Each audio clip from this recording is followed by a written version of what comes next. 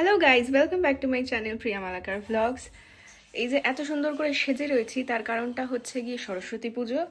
সরস্বতী পুজোর দিন ঠিক কিভাবে কি হচ্ছে আমি সেগুলো মনে হয় না পুরোপুরি দেখাতে পারবো। এমনি তোমরা তো জানোই কি কি হয় কি না হয়, তোমাদের বাড়িতেও যা হয় আমার বাড়িতেও তাই হয়, শুধু আলাদা কিছু মানে আফটার পূজা নিয়ম রয়েছে, সেগুলো হয়তো সবার বাড়িতে একরকম হয় না, সেগুলো আমি দেখানোর চেষ্টা করছি।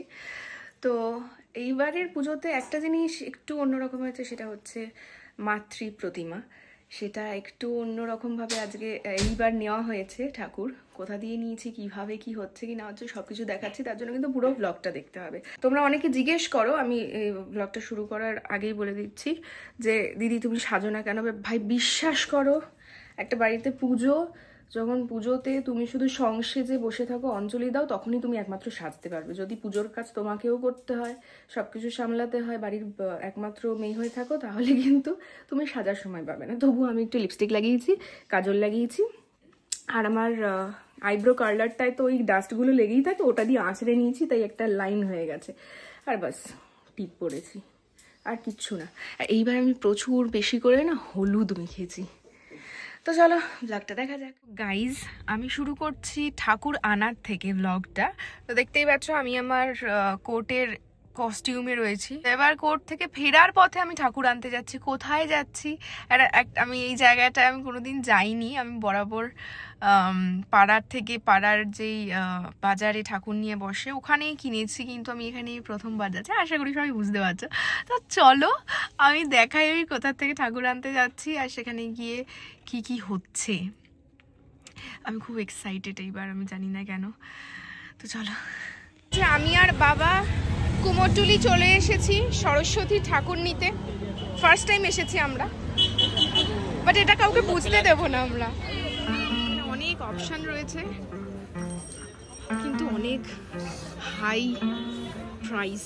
ওয়াও,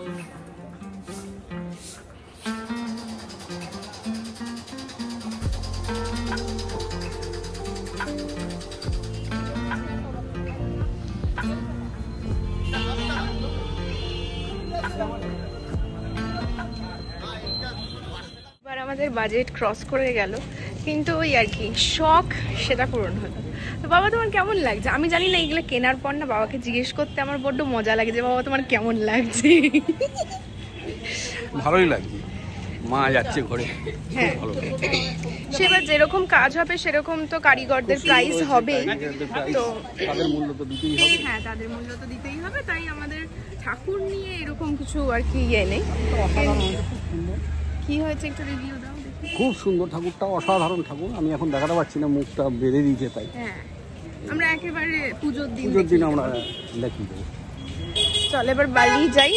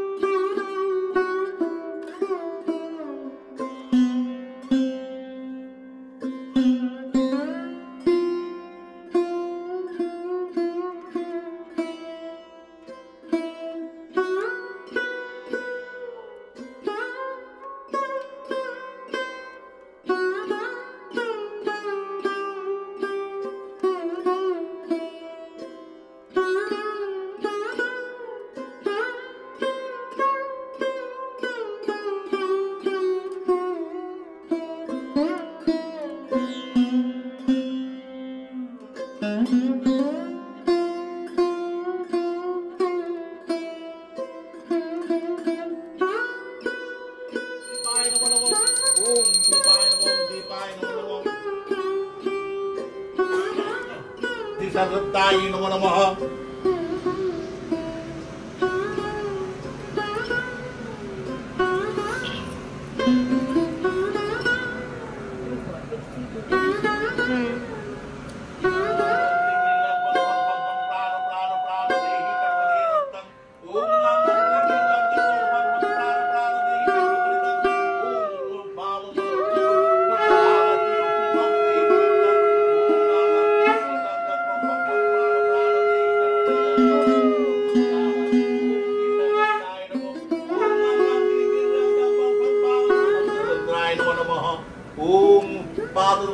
जीवं सर्ववीरं ओम विद्यार्थिनं पुस्तक भागवतं भाय नमो नमः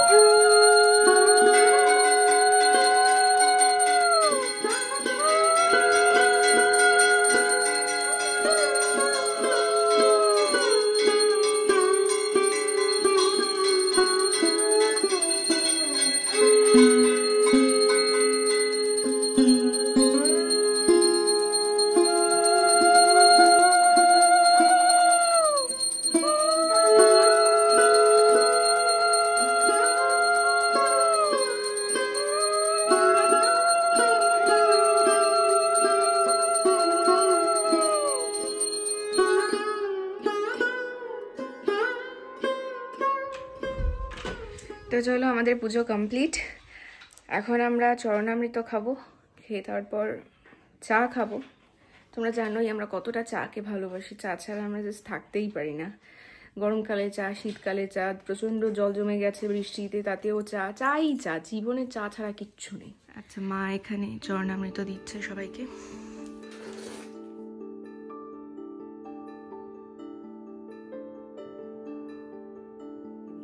আর তোমাদেরকে একটা খুশির খবর এটাই দিই যে এই যে অসাধারণ কাঠের এই কাট আউটটা যেটা আমি দিয়েছি, এই প্রথমবার তোমরা দেখছো, এটা আমার অনলাইনে কেনা, কিন্তু কিনে একটা প্রবলেম হয়ে গেছে।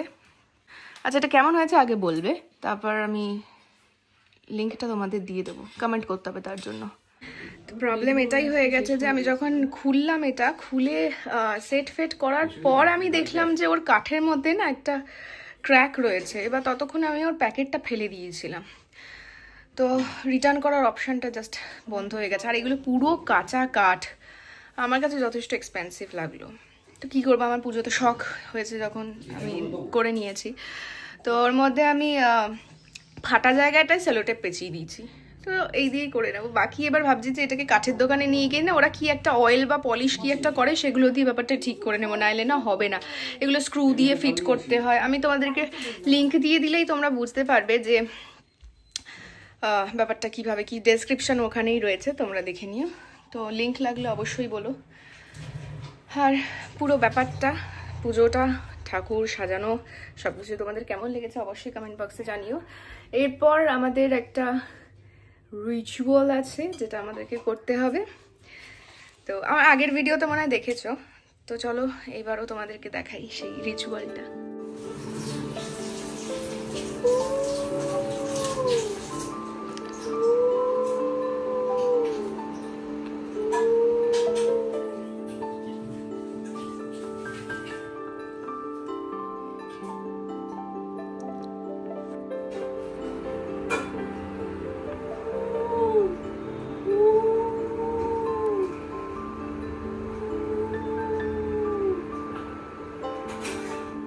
এটা কি কুলের চাটনি হবে? আমার এই কুলের গন্ধটা না একদম ভালো লাগে না, তোমার ভালো লাগে? হ্যাঁ না, কিছু বলতে পারছে না। মা, আমি আর বাচ্চা নেই যে তুমি না বললে আমি বলবো যে এই তো তোমারও ভালো লাগে না, তাহলে আমিও খাবো না, এরকম না। বা তুমি সত্যিটা বলতে পারো না, প্রথমে ভালো লাগে না, সত্যি ভালো লাগে না, কিন্তু পরে এটা বাসি হয়ে গেলে ভালো লাগে, ওই গন্ধটা যখন কেটে যায় তখন ভালো লাগে। এটা কি হবে, এগুলো কি শুক্তো মনে হচ্ছে, তাই তো? আর মাছটার জন্য কিছু নেই? মাছের জন্য বেগুন আছে, শুধু বেগুন?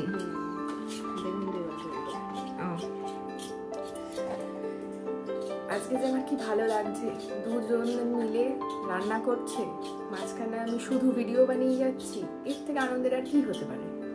লাইক দেখো, খাও দাও, ঘোরো, না, আমি এটা করবো না, কারণ রান্না করতে আমার বরাবরই ভালো লাগে। তো একটু টুকটাক চাটনিটা নিয়ে আমার কোনো এক্সাইটমেন্ট নেই, আমার মাছটাকে নিয়ে এক্সাইটমেন্ট রয়েছে, সেটাকেই কাটাকুটি রান্নাবান্না করতে হবে।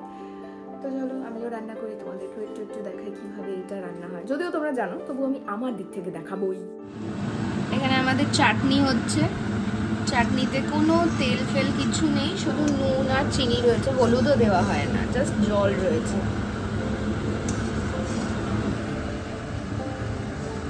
নিজেকে কেমন প্রো কুক মনে হচ্ছে, প্রো। আমাদের শুক্তো রেডি, এখানে কোনো গুঁড়ো মশলা ইউজ করার নিয়ম নেই, তাই একদম সাদামাটা হয়, কিন্তু টেস্টটা হেভি হয়, বুঝলে বাবা? এই যে তুমি এত মশলা, তেল মশলা ভালোবাসো, দেখো দেখো তেল মশলা ছাড়াও সুন্দর রান্না হয়, দেখো। আজকের দিনের জন্যই হবে, অন্যদিন করে শরীরটা ভালো থাকে তো।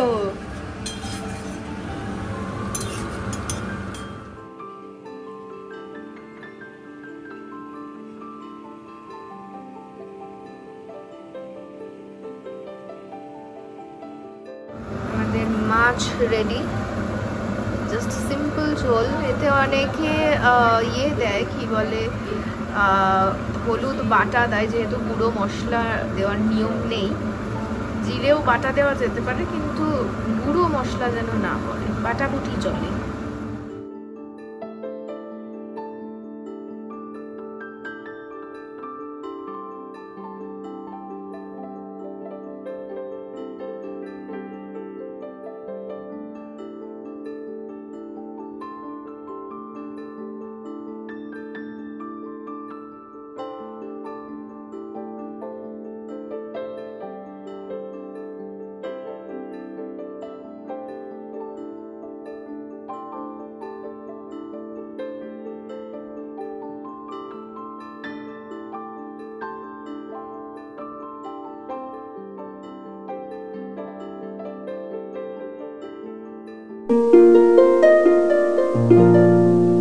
আমি এখন যাচ্ছি আমার ডান্স ক্লাসে।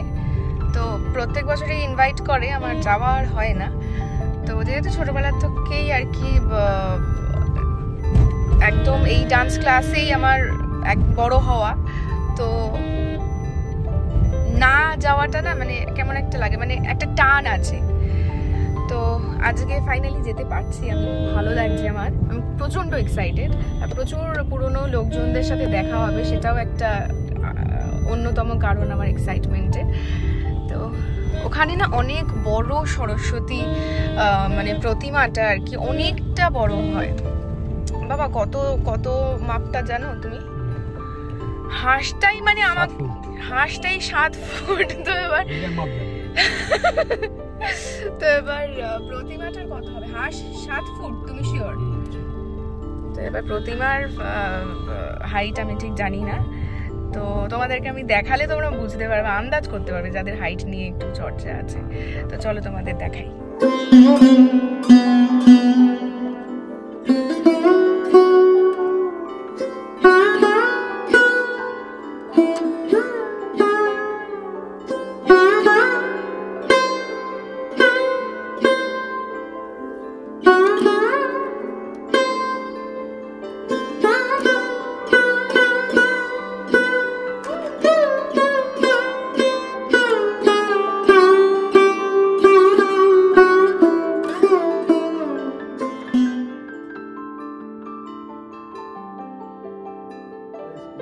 প্রথমে ফেলিসিটেট করে নিয়ে একবার করতে আসছেন কাজুই ডান্স একাডেমির অভিভাবকরা, প্রিয়া মালাকার, জোরে হাতে লেগে যান। ব্যাচ পরিয়ে দিচ্ছেন কি না, নিবেদিতা বাসু। আচ্ছা, নিবেদিতা দি ব্যাচ পরিয়ে দিচ্ছেন। আচ্ছা, প্রিয়ার বাবাকে পরিয়ে দিচ্ছেন, জোরে হাতে লেগে যান। এবং ব্যাচ পরিয়ে দিচ্ছেন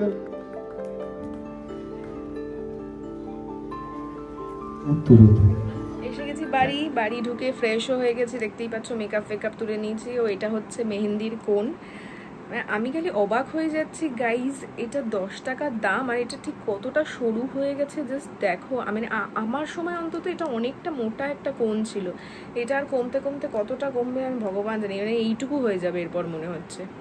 তো যাকে এবার তোমাদের প্রশ্ন জাগতেই পারে যে হঠাৎ এই বেলা শেষে কেন আমি মেহেন্দি নিয়ে বসেছি। তার কারণ ছোটোবেলায় সরস্বতী পুজো মানেই আমি মেহেন্দি পরতামই, মানে পরতামই, আমার চাই। তো বড় হয়ে যাওয়ার পর শুটিংয়ের চাপে মেহেন্দি সেইভাবে পরা হয়নি অনেক অনেক বছর। তো এইবার আমি ফাইনালি ভেবেছিলাম যে পরবো, কিন্তু সময় আর হয়ে ওঠেনি। আগের দিন সব জোগাড়জান্তি করতে করতে আর কি অনেকটা সময় চলে গেছে। তো এখন সরস্বতী পুজোর দিনটা পুরোটা রয়েছে, রাতের দিকেটা, তো আমি রাতে মেহেন্দি পরবো, তো আজকের দিনই পড়া হয়ে গেল। আমি এইটা ভেবেই পড়ছি এখন। ডান্স ক্লাসে গিয়ে একটা মজার ব্যাপার ঘটলো যে আমি যখন ওই খুদেগুলোর যে ডান্স পারফরমেন্সটা তোমরা দেখলে, ওটা দেখে আমি জাস্ট সবই মানে একটু ইমোশনাল হয়ে যাচ্ছি যে এর থেকে অনেক ছোট বয়সে আমি এই ডান্স স্কুলে ডান্স শেখা শুরু করেছি, এরা কি সুন্দর নাচছে এইসব ভাবছি। হঠাৎ করে আমাকে বলা হলো আমাকে নাকি স্টেজে উঠতে হবে, মানে আমার কোনো প্রিপারেশন নেই, কিছু নেই, আমি জাস্ট এমনি গেছি। আমাকে বলেছে যেতে আমি এমনি ঠাকুরটা দর্শন করতে গেছি, সবার সাথে গল্প করতে গেছি। তো স্টেজে শুধু উঠতেই হলো না, আমাকে ওখানে কিন্তু বক্তৃতাও দিতে হয়েছে। আমি সেই ভিডিওটা দিইনি, তোমরা জানোই আমি আমার কোনো ফাংশন বা শো এর কোনো ক্লিপিংস ওরমভাবে দিই না, আমি শুধু ওই বরণ করা অবধি দিয়েছি। আমার নিজের কেমন একটা লাগে, আনকমফোর্টেবল লাগে, সেটা আমার একান্তই ব্যক্তিগত প্রবলেম। তো সেখানে শুধু আমি নই, বাবাকেও কিছু বলতে বলা হয়েছে, বাবাও অনেক কিছু বলেছে। আমরা জাস্ট দুজনেই জাস্ট হা হয়ে গেছে যে ও মাই গড, এ কি, আমাকে এখন কি মানে কি বলবো আমি এখন। তারপরে আমি ভাবলাম যে না, আমার লাইফের এই যে জার্নিটা, মানে একদম ছোটোবেলায় ডান্স শেখার থেকে অভিনয়, গান, দেন পড়াশোনা, দেন প্র্যাকটিস, এই সব কিছু বলি, তো তাই বললাম। তো আমার ব্লগ মানে সরস্বতী পুজোর ব্লগ আমি এখানেই শেষ করছি। আশা করি সবার ভালো লেগেছে। ভালো লাগলে অবশ্যই লাইক করো, আর কমেন্ট বক্সে জানিও যে এই যে জোড়া ইলিশের নিয়মটা, এটা তোমরা মানে তোমাদের কার কার বাড়িতে এই নিয়মটা রয়েছে আর কিভাবে তোমরা পুজো করো। অনেকের বাড়িতে অনেক রকমভাবে জোড়া ইলিশ পুজো হয়, আমাদেরটা তো দেখলেই, তোমাদেরটাও আমার সাথে শেয়ার করো, ভালো লাগবে আমার। আর এই ভিডিওটা ভালো লাগলে অবশ্যই শেয়ার করে দিও, বাকিদেরও দেখার সুযোগ করে দিও। আর যারা নতুন দেখছো আমার ব্লগ, তারা কিন্তু অবশ্যই চ্যানেলটাকে সাবস্ক্রাইব করে দিও, আর বেল আইকনটা প্রেস করতে ভুলো না। সবাইকে জানাই বসন্ত পঞ্চমীর অনেক অনেক শুভেচ্ছা। এর পরের দিন তো যেরকম দধিকর্মা হয় তোমরা তো জানোই, তো সেটা নিয়ে আর আমি আলাদা করে কিছু দেখাচ্ছি না, আমার বাড়িতেও সেমভাবেই হয়। ওটা দিলে আরও লেন্দি হয়ে যেত ভিডিওটা, তো আমি সেই জন্য এখানেই আমার ব্লগ শেষ করছি। সবাই ভালো থেকো, টাটা।